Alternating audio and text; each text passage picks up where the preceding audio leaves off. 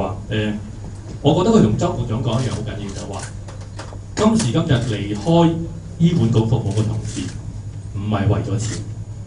咁多傳媒朋友喺度，我想大家認真去諗清楚，因為其實最近離開醫管局嘅醫生咧，傳媒都會話私人執業揾緊。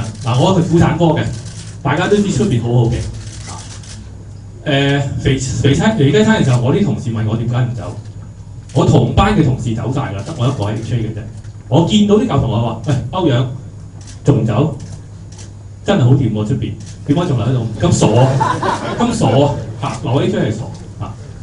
咁但係大家要睇翻就係話，過去嗰2年喺 HA 離開 ONG 嘅醫生，除咗啱啱攞到專業資格嘅 fellow 之外，係有幾個一隻手數唔晒，超過5個嘅 senior 嘅 consultant 離開。點解佢哋走啊？為錢，10年前、20年前出咗去啦。佢哋係 fed up， 對醫管局完全失望，我可以咁講。我唔可以講話我呢一生會留喺 HA 繼續服務，我可能都有離開嘅一日。到我走嘅時候，我希望大家唔好話我歐陽醫生離開 HA 係為咗錢。我可以話俾你知，到我離開嘅時候有2個可能：第一，我真係 fed up；第二係我真係搞唔掂，我要引咎辭職。點解搞唔掂咧？大家會睇到 O&G 咧同 M&G 係完全唔同嘅。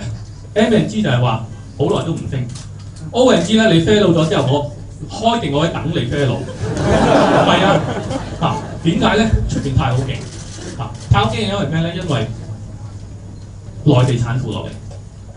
呢個 HA control 唔到，我唔知點同周局長講。希望聽日報紙會賣香港嘅人口政策，我唔知有冇，可能有。想多啲大陸人落嚟生，但係如果你仲唔 control 呢個大陸產婦落嚟香港生咧 ，O&G 呢個 service 係會冧嘅。點解會冧咧？就係我嗰班 fellow 唔會再留喺度服務。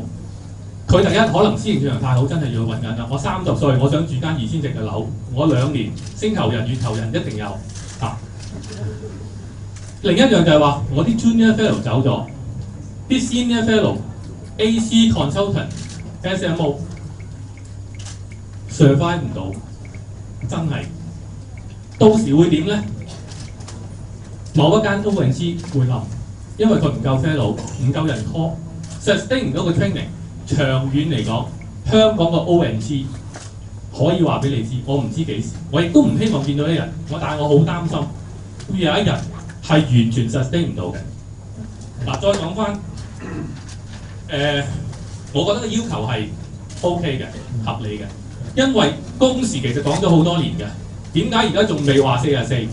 你去唔到44唔緊要，你俾住錢我先，等啲同事開心啲。我哋